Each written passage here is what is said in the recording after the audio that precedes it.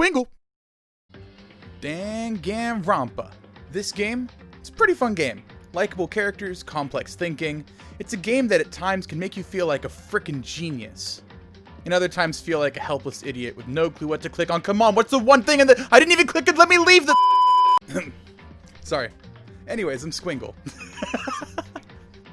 This game is about a high school class that's trapped in a school and they're forced to kill each other in order to escape. The only way to leave is to be the last one standing, or to kill someone and get away with it, meaning not to be declared guilty among a jury of your peers. After a dead body is found, you investigate the crime scene and have a big class trial where everyone has to come to a consensus about who the killer was and how they killed the victim. The main theme of these class trials is hope versus despair, wherein the evil Monokuma will try and erase all hope of any of these students escaping with their lives. It's just a morbid killing game to him. He just watches kids kill each other. Kind of weird, honestly. If you get caught in a murder, you get executed in a manner that has to do with your talent. It seems really dark, and it is, but it has a kind of silly, upbeat tone behind it. Not to say that killing is silly. It's not. It's not. But between the 2.5D art style, the neon pink blood, and the adorable fluffy headmaster Monokuma, it has immediate brand recognition. And it really stands out among other games of this genre, in my opinion. It has sequels, anime, manga, and a huge fan base. I wouldn't go as far to say that it's the biggest Japanese visual novel-esque game of all time, but in my opinion, it's up there. Today we're going to be covering the plot and the mostly lovable characters of the first game of the series. I'll be trying to keep things spoiler-free as much as possible, but if I need to mark something as spoiler-free, I will do so beforehand, so you don't get spoiled for the game. So, enjoy! Okay, so, full disclosure, I actually watched the anime for this first. Sorry if I keep looking at I'm looking at my phone, not the camera. Yeah, so I actually watched the anime first, and then watched gameplay of the game. But right now, I'm actually playing through the first Danganronpa game with some of my friends on our channel, Wydar. I'll put the link in the description. Be sure to check it out, it's really fun. But if you want to experience the game for yourself, I would suggest playing the game first, then watching other gameplays or the anime. So you start the game off with a long monologue about Hope's Peak Academy, a high school where students of any and all talents attend and learn. For now, all you know about the school is the students are known to be the best at what they do, ultimates in their field of expertise or study. Attending your class are ultimates such as the ultimate swimmer, the ultimate martial artist, the ultimate baseball star, ultimate pop sensation? Fanfiction writer? Spoiled rich kid? Okay, this school pretty much lets anyone in. Hold on, I'm gonna go submit an application for the ultimate disappointment. I'll be right back. Anyways, you pass out before you meet anyone and you wake up confused in a classroom by yourself. You don't remember anything other than the fact that you're here to attend this prestigious school. You make your way to the gym and meet your other classmates, who are a bunch of lovable, unique, and quirky characters. For the most part. You play as Makoto Naegi, the ultimate lucky student. See what I mean? They let anyone in. Okay, so he was only let in because essentially he won a lottery and was picked among a bunch of students to attend.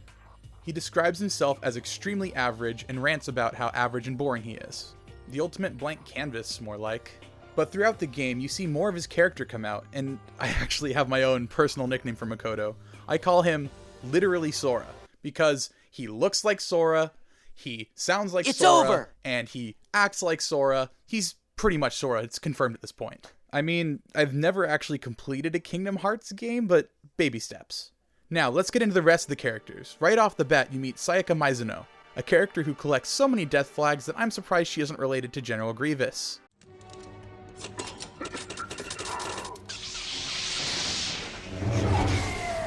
She is the ultimate pop sensation and the ultimate love interest for our boy Sora. Turns out she went to middle school with him and remembers him despite being average and boring in every other word he uses to describe himself. She doesn't remember how she ended up there either, just that she woke up in a classroom and didn't know where she was, just like you. She ends up being a kind of sidekick for you, following you and helping you investigate. She also makes the joke that she's psychic a lot, and for some reason keeps fooling Makoto. Dude, come on. She's not psychic. She said this to you like 50 times. Just, come on. Ultimate psychic? That'd be dumb. Next up, we have the ultimate psychic, Yasuhiro Hagakure, and whoa, dude! Get some hair clippers or something, man. Jeez. He's the ultimate broski who's attending his freshman year of high school now despite being 21. He got held back a lot, apparently. I actually really like him as a character. He's funny, laid back, and honestly seems like a fun guy to hang around with. If I were trapped in a school with someone, I'd be glad to hang out with him. He might actually make it fun to be a prisoner with nowhere to go. On the other hand, he has shown himself to be kinda dim and not the sharpest tool in the shed. He claims to be the ultimate clairvoyant, but is only correct in his predictions 30% of the time. He seems like a lot of hooey to me, but what do I know? He also comes across as too lazy at times, perhaps going as far to say unreliable, but I don't hold that against him. Don't hate on my boy Hiro, he's probably got like 5 families of birds living in that dew of his. Next up we have Chihiro Fujisaki, the ultimate programmer.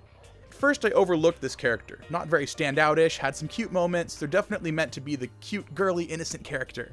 However, after playing a bit of the game with my friends, as of the time I'm writing and recording this, we're still playing through the game, I love this character because of the jokes we make about them. My friends Wyatt and Darius had this to say about Chihiro. Anyway, I hope we can get along. She's dressed like a... Same here. Nice to meet you, fucking bitch. an Amish woman. Huh? She's a pilgrim, dude. Did you swear in front of the eyes of the Lord? You killed all the Native Americans at the Plymouth Rock. Oh yeah, good point. Yeah, I'm sorry. Context. You don't have to apologize for that. I hate Native Americans.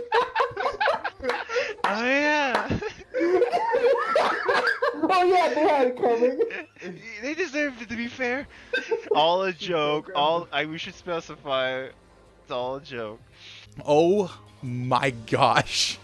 The rest of the series this far has just been us making casual jokes about Manifest Destiny and pilgrims, and honestly it gets really dark at sometimes, but I assure you we're not meaning to make light of any of the tragedies that have happened in the past of American history. It's just fun to see someone as quiet and like held back as Chihiro talking about that, just in like a really dark, happy tone. Honestly, they're one of my favorite characters now. You go, Chihiro. You go. Next, let's talk about Hifumi Yamada, the ultimate fanfiction creator. This dude. This unit right here. He is the stereotypical weeb. But Connor, he's Japanese. They're all Japanese. Yes, but trust me on this. He's a weeaboo. He expresses his affinity for 2D art.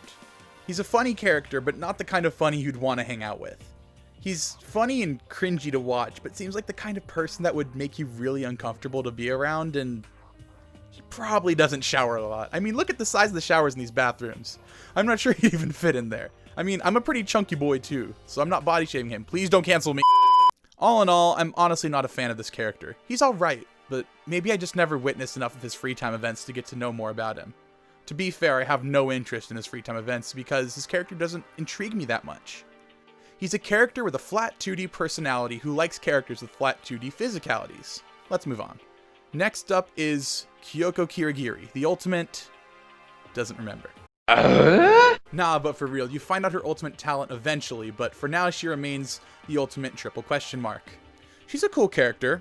She encourages Sora when he doubts himself, which happens a lot, honestly. A big part of the main character that makes him determined to find the truth and look for hope is his surrounding cast of characters. Anyways, Kirigiri is a character that would prefer to break away from the group. While she understands there's a killing game afoot, and she sees this as a fight for survival, not time to cooperate with others. She prefers to investigate on her own, remaining stoic, not wanting interference from others. She does cooperate in class trials, bringing her findings to the table frequently. She's a great voice of reason, using facts and logic to stop others from jumping to conclusions. She keeps a calm head despite these horrible circumstances, and for that, this character has my respect. Leon Kuwata, the ultimate baseball star. One of the first characters designed, the other being Sayaka Mizuno, Leon is a cool dude who is misunderstood for being a jock a lot of the time. He comes out and says during your first interaction with him that he was honestly not a big fan of baseball and hated attending practices with his team. He'd rather be a pop star. Hey Leon, there's literally a classmate you have that's also a pop star. You can collaborate with... never mind. He's actually one of my favorite designed characters. The hair, the beard, the... Wait, is that blood on your shirt? Nah, wait, never mind. Blood is pink, that's right. I forgot. I just like his character. Maybe it's because he was a baseball player who wanted to do music like I was in high school. Maybe it's because he's misunderstood and people have all these pre-thought out opinions about him. So it's so much more rewarding to learn more about him. The difference between characters like him and Hifumi is that I rooted for this character. I learned more about him right off the bat than I ever did about Hifumi. In summary, I really like this character. Chihiro's still my favorite though. The next student is Celestia Ludenberg, the ultimate gambler. Honestly, that sounds like more of a problem than a talent, but c'est la vie. She's another character that attempts to keep a calm head given the current predicament the students find themselves in. She shows herself early on in the game as a cold individual who doesn't really care a lot about the other players of this killing game, and instead relishes in her opportunity to play the game of numbers to win. She definitely comes off as the person who sits at a poker table and insists that she hasn't lost money yet because she hasn't stepped away from the table yet. She wants to win and is a skilled manipulator, getting others to help her do trivial things, like turning Hifumi into a simp despite his aforementioned affinity for 2D girls. Basically, Celestia is just a player in the game. She wants to keep playing until she gets that winner-winner chicken dinner and that victory royale and doesn't care on who she has to step on in order to get it. That's cringy as hell.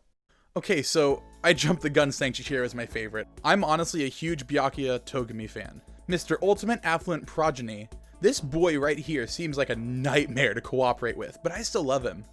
He's actually the one character who sees the killing game in a similar light to Celestia, a game that he intends to escape and win. I dare say that he's actually a counter to her, but despite these two understanding that not both of them can win. They share a moment here and there understanding each other in the fight to win this game. I love their dynamic, but back on the Togami train. Byakuya is a rich kid who asserts that he is more important than anyone else trapped in the school with him. He holds himself to a higher standard and looks out for his own safety before the safety of others. A streamer I watched play this game, Poke, he always brought up the fact that he behaves like a Redditor, shutting down people and being steadfast in his own beliefs. Now I can't not see him as a Redditor, thanks Poke. But that joke about him might be the reason I love him. Many situations come up where he becomes a foil to Sora, bringing his own prejudice or opinions to the table. That just pushes Sora to try his hardest and keep looking out for the hope and truth. Amazingly written character and one of the few antagonists or counters to the protagonist that I can say that I love in video games or other media. Togami's stalker is Toko Fukawa, the ultimate writing prodigy. She, okay, I'm gonna give it to you straight. She has a lot of character development that can't be covered without spoilers, so I'm gonna go over this to try to keep it spoiler free. If you don't want to risk getting anything spoiled, I'll put a timestamp right here to let you know where to skip to in the video in order to skip over this character, but that's your warning. She's an odd character at first, but an even odder character as you get to know her. She is shy and stutters a lot, and her usual retorts are to put other people down, insult them, or praise Byakuya for being him. Is there a term for a female simp? A girl who simps for a guy? A simpette? I have no clue. But that's her for Togami. She reveals eventually that she has an alternate side, which is much more violent and yandere than her normal personality. It comes out a lot regarding Byakuya, but she often fantasizes about him and is obsessed with him despite him having absolutely no feelings towards her. Definitely weird, but you do you, Toko. Mondo Owada, the ultimate bad manners. No? The ultimate Josuke cosplayer. Oh, sorry. The ultimate biker gang leader. That's it. This guy right here is the ultimate co-leader of a biker gang called the Crazy Diamonds. And in the animation, he's actually voiced by Chris frickin' Sabat, who you might know as this guy, this guy, this guy, or this guy. Mondo runs the gang with his brother Daya and... wait, Daya, Mondo... Are you He comes across as rude and crude, cussing a whole lot and just being cruel to other people. His second most standout feature is his bad attitude, second only to his ridiculous haircut. You got rid of that old yee ass haircut you get some bitches on your dick. That old yee ass haircut you got. He's pessimistic about their situation and takes out most of his feelings with anger or aggression, at least until he makes a friend out of Kiyotaka, who we will discuss later. Despite him being a violent gang leader, he has a soft and kind of emotional side. He seems like he would make a great big brother in any other context, but he just needs to learn some new, less colorful language. Next up, we have Junko Enoshima, the ultimate fashionista. She is a stereotype of what an average Joe would picture a Hollywood model would be like. She's popular, fabulous, she loves her sister, she's the kind of person who might not get along with anyone trapped in a school. She's stuck up and just seems unpleasant to be around because of how she sees everyone as less than her. And what kind of school would let someone in based on their public never mind, that's honestly pretty accurate. Well, anyways, she sees the whole situation as not frightening or scary. She mostly sees this whole killing game as a nuisance. She isn't fearful, she's just angry that this happened to her. Perhaps she just doesn't realize that in this scenario, she's just the same as everyone else. She's not more important. Like, get it through your freaking head. Yeah, I don't see her setting on that realization that calmly. Kiyotaka Ishimaru, the rival turned best bro of Mondo Owada. He's the ultimate moral compass. or as I call him, the ultimate brown-noser. He is strict, unbending about rules and regulations, and he holds others to the same standard as he holds himself at. He's a good guy, but he just seems to be a pain to have to live with. I just picture Sheldon Cooper and his roommate agreement from The Big Bang Theory in this situation. He means well, but he's just annoying. It's honestly funny that he and Mondo became friends, considering one upholds all the rules and the other breaks all the rules. Oh, what magic can happen when two guys spend a night in a sauna. Then there's Aoi Asahina, the ultimate swimmer, to which I have to say, how is she a swimmer? Like, seriously, wouldn't those get in the way? Sorry, enough about that, moving on. Hina is a happy, optimistic girl with lots of positivity and energy. She's characteristically one of the people who really tries to make friends with everyone instead of accusing them of murder and being suspicious of them. She sees the best in people, except for when you mess with the people she cares about, wherein she gets vicious and angry. She's one of my favorite characters solely on her optimistic personality that she keeps through most of the ordeal that they all go through. She keeps her hopes up and just honestly seems like the kind of person that I would want to be around in a situation like this. People that are hopeful and believe that they can get out without giving in to despair.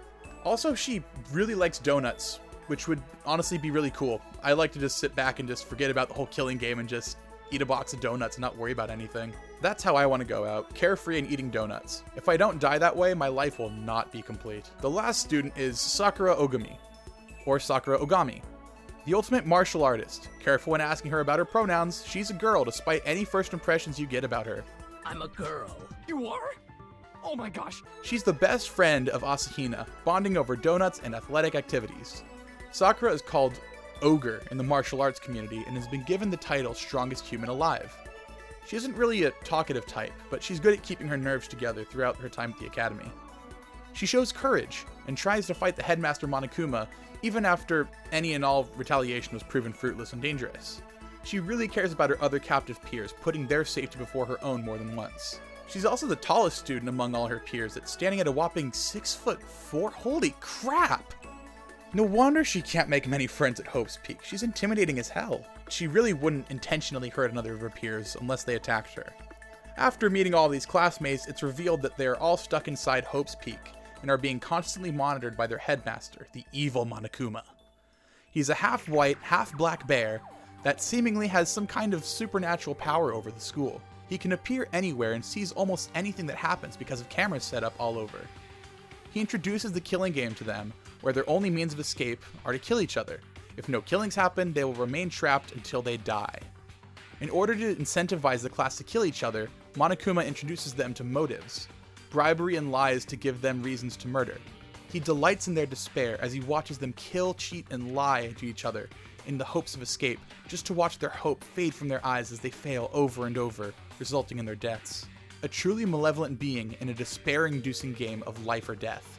The students are not only pitted against themselves, forced to kill and lie, but they also work to find out the mystery of what happened to Hope's Peak, find out how they got there, and find out who's controlling Monokuma and who the mastermind of the sadistic game is. Who can they trust? Who's lying to them? Who's the mastermind behind this horrible killing game? Find out by playing Danganronpa Trigger Happy Havoc.